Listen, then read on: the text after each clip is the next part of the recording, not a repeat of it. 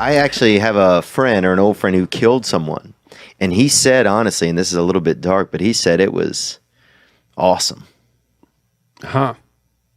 Right. I mean, he said it was, and this was a bad person. They'd been in a fight. I mean, you know, like, but yeah, he said there was something. And I mean, this guy's obviously pretty affected. You know, he's kind of caught up in the dark arts, if you will. You know, he's more, you know, if you were watching Harry Potter, he's more like Slytherin than he is like Gryffindor, you know? Right. But he, he said there was something. Well, it's not like there's no pleasure in mayhem and destruction. Right. Right. It's just perhaps something that should be replaced by a better pleasure. A better pleasure. And I think that's and you almost... got to watch it. If there was no meat to the temptation, it would be irrelevant. The dark places that people go are very tempting. Yeah. And it's even more complicated than that, because naive people aren't better than people who are looking at the darkness. Right? And so, you know, the naive people think, oh, well, everyone should be naive in these little boxes and all protected. And, you know, the people who pop outside of that and engage a bit with the darker things, they think, well, you naive people, you're just naive. It's like, yeah, naive first, cynical second, wise third. You want to get through cynicism and darkness to wisdom as fast as you possibly can. And you should know that that's a place to go. Right. But, just like you were saying a minute ago, it's like you need to know that there are places to go from where you are. Yes, there always are. And they have to be real and not naive. You know, think, well, why should I be good? It's like, well, maybe you shouldn't if good is just naive. But, you know, the really good people aren't naive. They're tough as they can possibly be, and they've seen things, and then they decide to become good. It's steadfast. I mean, you have to, I'm realizing that I have to daily show up for myself if I want my life to be what I want it to be. Right. It is a battle. And not only that, but it's like you have to have some sort of a plan. When I used to be a little bit more aimless, I was just like, I want things to be good. It wasn't enough. No. Because things don't know how to just be good.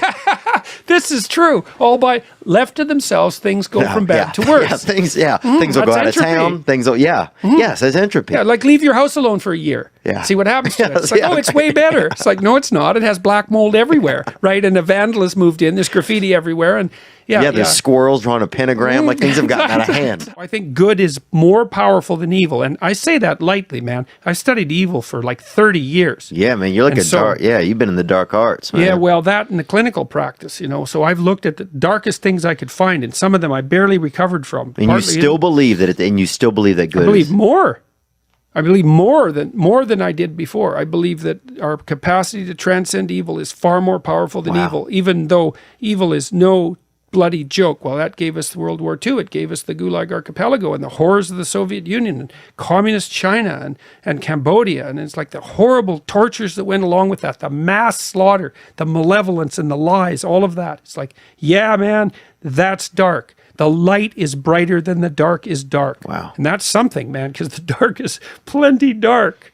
The darkness issue, it did surprise me, because like when I wrote Maps of Meaning, which as I said was my first book, I started writing that in 1985, and I picked the worst problem I could think of to solve, the worst thing, and it had to do with what happened in Auschwitz. There was something that happened in Auschwitz. It was a variety of this problem. So people were packed into cattle cars and shipped to Auschwitz. And that was rough, man. Like they were packed into the cattle cars. So if it was winter, the people around the edges froze to death, right? They froze. And if it was summer, the people in the middle died because they got too hot, right? It was horrible, right? It was horrible. And then they were taken to these concentration camps, right? And then the concentration camps, of course, had the gas chambers and the incineration chambers. Yeah, I've seen them. I've been to visit. And But yeah, I've seen them. Right, and so one of the things the guards used to do is they'd take the prisoners off the cars, and it's not like they hadn't already been tortured quite nicely and were already headed for death, and so it's already pretty much as bad as it could get, but oh no, that wasn't bad enough. So one of the tricks the guards used to play was they'd get the prisoners who could still more or less move to carry a sack of wet salt from one side of the compound to the other. It's like when you think, well, that's not so bad. It's like, yeah, it's bad. Those were the size of cities. This was a major journey, and it was a 100-pound sack of wet salt. And especially when your pores are you're hurt, cuts open on your body. But then they would have them carry it back. You see, and that's the little twist there. It's like, well, it's one thing if you're a guard and the damn salt needs to be moved, and you're just the slave owner whipping the whip, but at least the salt has to be moved. The wall has to be built. There's something in it. There's something in it.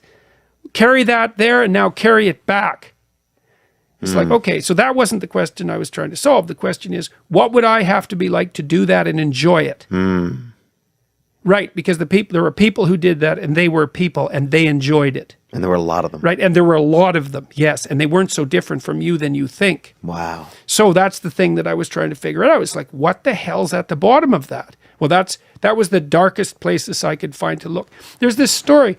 This is a story of King Arthur and the Knights of the Round Table. So they're off to look for the Holy Grail, which is the container of the redeeming substance. So it's value itself. It's the ultimate value.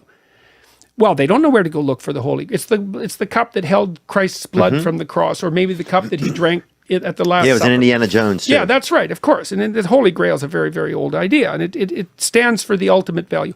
Where do you go to look for the ultimate value? Well, the answer in the story of King Arthur and the Holy Grail is all the knights are around a round table because they're all equal. They all decide to go off and look for the round table. So they all go look at the forest, and each knight looks and sees where the forest looks darkest to him, and that's where he starts. It's like, yes, that's wisdom. And I learned that also from Carl Jung. He derived a dictum from alchemy. Inster qualinus invenitur, which means that which you most need to find will be found where you least want to look. Right. But what's so interesting, and this I didn't expect this, is that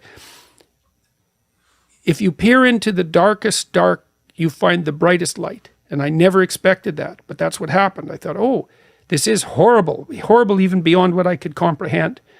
But the light that can overcome that exists. The light that can overcome that exists. It's actually real. And I think the instinct that we have that manifests itself within us as meaning, which is what you feel, for example, when you listen to music that you really love. You feel that sense of intrinsic meaning. That meaning is a guide to the light. I mean metaphorically. Right. I mean religiously, but I also mean biologically. Right. I mean in reality.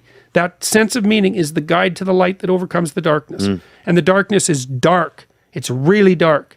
But that means the light has to be that much brighter, and it is. I really believe that. I love that. And and just since you've gone there, it's like it's so real, man. It just seems so real when you say it for some reason, because you've done the work. You've seen, you've tried to start at that darkest spot, and then to still say that. That's the thing. Because if that's not the story, though, then there is no story.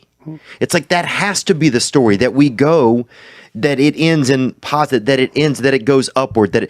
Otherwise, there's nothing. If that's not the story. Yeah, well, that's a very good way of looking at it. I think that's so. The case. Who would ever choose nothing?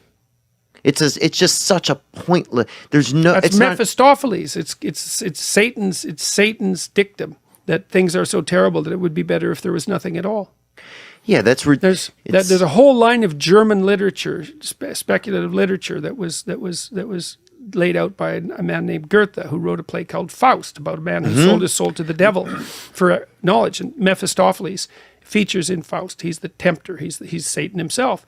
And his credo is, life is so terrible it would be better if it was replaced by nothing. It's an apocalyptic desire.